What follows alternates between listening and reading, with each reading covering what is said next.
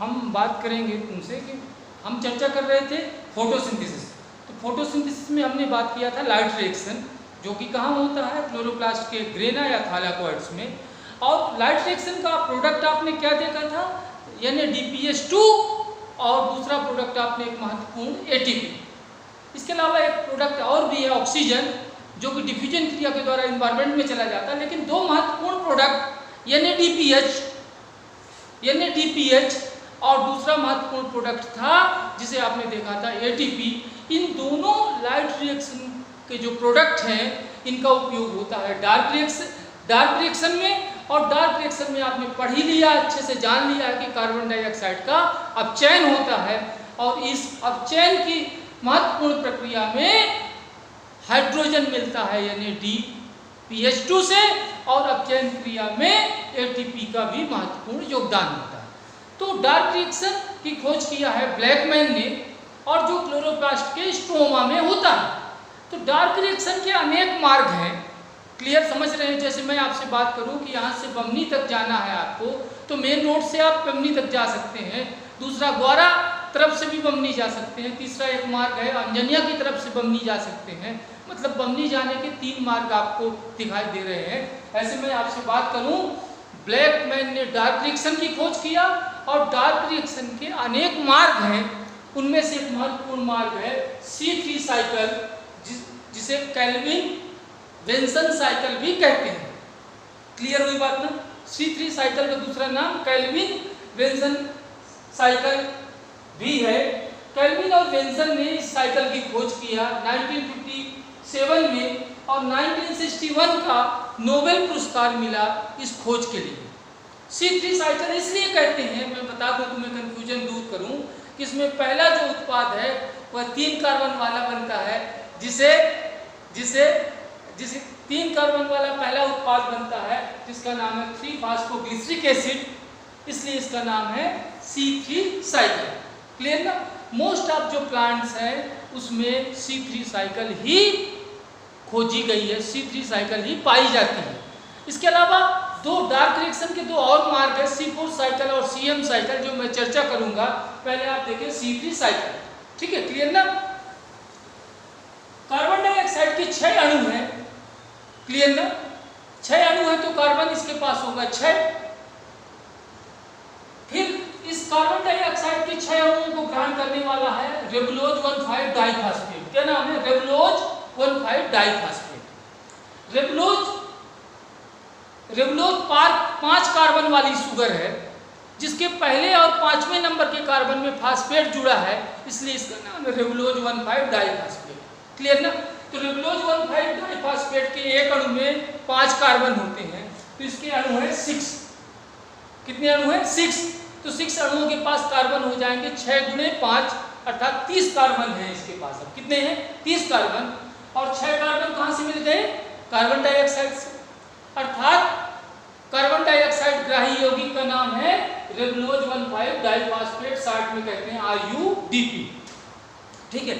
तो इसके पास already 30 carbon थे, और 6 कार्बन यहाँ से मिल गए, अर्थात इसके पास अब 36 कार्बन हो गए। कितने? 36 कार्बन। अब इन दोनों की क्रिया से पहला प्रोडक्ट बना 3-फॉस्फोग्लिसरिक एसिड। क्या बना? 3-फॉस्फोग्लिसरिक एसिड। इसमें कार्बन परमाणुओं की संख्या 3 होती है, इसलिए इसका नाम है C3 साइकिल। क्यों? क्योंकि पहला उत्पाद क्या बना? 3-फॉस्फोग्लिसरिक एसिड, जिसमें कार्बन परमाणुओं की संख्या कितनी है? 3। ठीक है। इसके 12 मॉलिक्यूल बने। एक मॉलिक्यूल में होता है 3 कार्बन, तो 12 मॉलिक्यूल में होंगे 36 कार्बन। यहाँ पर भी मैंने कैलकुलेट किया था, तो टोटल 36 कार्बन थे। अब 3-फॉस्फोग्लिसरिक एसिड से बनेगा 1,3-डाइफॉस्फोग्लिसरिक एसिड। क्या बना? 1,3-डाइफॉस्फोग्लिसरिक एसिड। जब 3-फॉस्फोग्लिसरिक एसिड से 1,3-डाइफॉस्फोग्लिसरिक एसिड बनता है, उस समय 12 ATP की जरूरत पड़ती है, अर्थात 12 ATP जिसमें चेंज हो जाते हैं 12 ADP में। क्लियर ना। और ATP कहाँ से मिले होंगे? सोचें आप, ATP मिले होंगे लाइट रिएक्शन से। क्लियर ना। अब 1,3-डाइफॉस्फोग्लिसरिक एसिड चेंज इनटू 3-फॉस्फोग्लिसरॉल्डिहाइड। किसमें? 3-फॉस्फोग्लिसरॉल्डिहाइड। जब 1,3-डाइफॉस्फोग्लिसरिक एसिड 3-फॉस्फोग्लिसरॉल्डिहाइड में चेंज होता है, उस समय 12 NADPH2 के अणु अपना हाइड्रोजन किसको दिया? 1,3-डाइफास्फोग्लिसरिक एसिड को 1,3-डाइफास्फोग्लिसरिक एसिड हाइड्रोजन को प्राप्त करके किसमें बदल जाता है 3-फास्फोग्लिसरॉल्डिहाइड में, और ये हाइड्रोजन को त्याग कर बन जाता है NADP। अर्थात ये जो 12 NADPH2 मिले वो कहाँ मिले, लाइट रिएक्शन से। अब 3-फास्फोग्लिसरॉल्डिहाइड के कितने अणु हैं, 12 मॉलिक्यूल। ठीक है, क्लियर ना। एक अणु में बार बार कह रहा हूं कितने कार्बन होते हैं, 3। इसको आपने डिवाइड कर लिया 2, 5, 3 और 2 में। ठीक है, अब देखिए जो 5 अणु हैं किसके, 3-फास्फोग्लिसरॉल्डिहाइड के, वो किसमें चेंज हो जाते हैं, डाइहाइड्रोक्सी एसीटोन फास्फेट। याद करना आप ग्लाइकोलिसिस। ठीक है, किसमें चेंज हो गया, डाइहाइड्रोक्सी एसीटोन फास्फेट में। अब डाइहाइड्रोक्सी एसीटोन फास्फेट के कितने अणु हैं, 5। इसको आपने डिवाइड कर लिया 2 और 3 में। क्लियर ना। 3 अणु किसके, डाइहाइड्रोक्सी एसीटोन फास्फेट के, और 3 अणु हैं 3-फास्फोग्लिसरॉल्डिहाइड के। इन दोनों की आपस में क्रिया होती है। इसके एक अणु में होते हैं 3 कार्बन, तो 3 अणु में होंगे 9 कार्बन। ऐसे ही इसके 3 अणु में हो जाएंगे 9 कार्बन, अर्थात यहाँ पर कार्बन मैंने दिया 18 कार्बन। ठीक है, अब कितनी हो, इन दोनों के मिलने से कितने कार्बन हो गए, 18 कार्बन। याद रखना इस साइकिल में आप कार्बन परमाणुओं की संख्या को कैलकुलेट करते जाएंगे। इस 18 कार्बन से बना फ्रक्टोज 1,6-डाइफास्फेट। फ्रक्टोज के एक अणु में 6 कार्बन होते हैं, इसलिए इसके कितने अणु बन गए, 3 अणुओं के पास हो जाएंगे 18 कार्बन। अब फ्रक्टोज 1,6-डाइफास्फेट के 3 अणु से बना फ्रक्टोज 6-फास्फेट, इसके भी अणु कितने हो गए, 3 मॉलिक्यूल। क्लियर ना। इस 3 मॉलिक्यूल को आपने डिवाइड कर दिया 2 और 1 में। जो 1 मॉलिक्यूल है किसका, फ्रक्टोज 6-फास्फेट का, वो किसमें बदल जाएगा, ग्लूकोज में। किसमें बदल गया, ग्लूकोज में।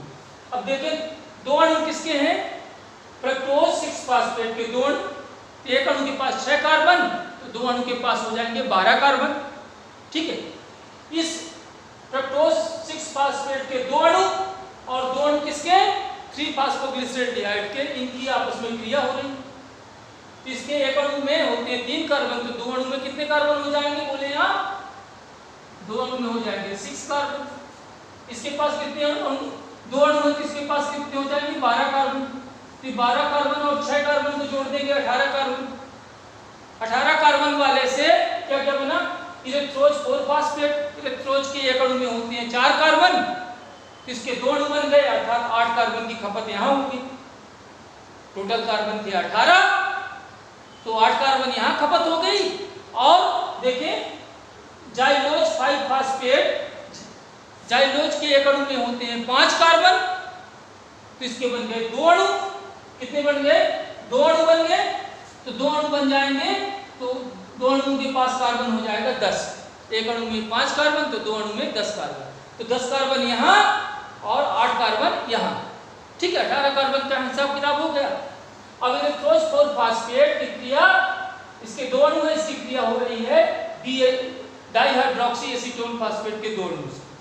तो 2 अणु के पास कार्बन, एक अणु के पास 3 कार्बन, तो 2 अणु के पास कितने कार्बन हो जाएंगे, बोले आप 6 कार्बन। इसके पास हो गए 6 कार्बन। इसके पास कितने हो जाएंगे, 8 कार्बन। तो 6 8 कितने हो जाएंगे, 14 कार्बन। 14 कार्बन से बन गया 7 कार्बन वाले यौगिक के 2 अणु। तो 7 कार्बन वाला यौगिक है स्यूडोहेप्टुलोज 1,7-डाइफास्फेट। क्या, स्यूडोहेप्टुलोज 1,7-डाइफास्फेट। इसके कितने अणु बन गए, 2। एक अणु में होता है 7 कार्बन, तो 2 अणु में हो जाएंगे 14 कार्बन। स्यूडोहेप्टुलोज 1,7-डाइफास्फेट से बना स्यूडोहेप्टुलोज 7-फास्फेट, इसके 2 अणु 14 कार्बन। अब स्यूडोहेप्टुलोज 7-फास्फेट की क्रिया होती है 3-फास्फोग्लिसरॉल्डिहाइड के 2 अणु से। इसके पास कार्बन कितना होगा, 6। एक अणु के पास 3 कार्बन, तो 2 अणु के पास 6 कार्बन। इसके पास हो जाएगा टोटल कार्बन हो जाएगा 14, अर्थात यहाँ कितने कार्बन हो गए, 20। 20 कार्बन वाले से आप एक 5 कार्बन वाले 2 अणु पहले से थे, तो 2 अणु और हो जाएंगे। पहले 2 अणु थे और 2 अणु अब बन गए, अर्थात कितने अणु हो गए, 4। किसके, जाइलोज 5-फास्फेट। तो 10 कार्बन का खपत यहाँ हो गया, और 10 कार्बन देखें फिर और बना राइबोज 5-फास्फेट के 2 अणु बन गए। एक अणु के पास 5 कार्बन, तो 2 अणु के पास 10 कार्बन। क्लियर है। तो 2 अणु इसके बने और 2 अणु इसके बने, किससे? इन दोनों की क्रिया से। 2 अणु इसके, 2 अणु इसके। क्लियर ना? इसके एक अणु के पास 5 कार्बन होता है, 2 अणु के पास हो जाएंगे 10 कार्बन। क्लियर ना? अब देखिए, जाइलोज 5-फास्फेट के 4 अणु और राइबोज 5-फास्फेट के 2 अणु, 2 अणु इसके और 4 अणु इसके, ये चेंज हो जाते हैं रेबुलोज 5-फास्फेट में। ठीक, किसमें चेंज हो गए? रेबुलोज 5-फास्फेट में। रेबुलोज 5-फास्फेट की एक अणु में भी 5 कार्बन होता है। क्लियर ना? कितने बन गए? 6 मॉलिक्यूल बन गए, 2 अणु इसके और 4 अणु इसके। अब रेबुलोज 5-फास्फेट किसमें चेंज हो गया? रेबुलोज 1,5-डाइफास्फेट में। जब चेंज होगा तो 6 ATP यहाँ कंज्यूम होंगे, किसमें बदल जाएंगे? ATP। ATP ने अपने फास्फेट को किसको दिया? इसको, रेबुलोज 5-फास्फेट को, और रेबुलोज 5-फास्फेट ATP के फास्फेट को प्राप्त होगी, किसमें बदल गया? रेबुलोज 1,5-डाइफास्फेट। इस प्रकार C3 साइकिल कंप्लीट हो जाती है। और प्रत्येक C3 साइकिल के कंप्लीट होने पर आप जानते हैं कितना? 12, एक C3 साइकिल को कंप्लीट होने में 12 NADPH2 की जरूरत पड़ी और 6 ATP यहाँ और 18 ATP और 12 NADPH2 की जरूरत पड़ती है एक C3 साइकिल को होने में। और कितने ग्लूकोज के अणु बन गए? 1। क्लियर ना? और आपने देखा था कि लाइट रिएक्शन में भी हमने बताया था आपको कि 18 ATP और 12 NADPH2 आपको प्राप्त हुए थे।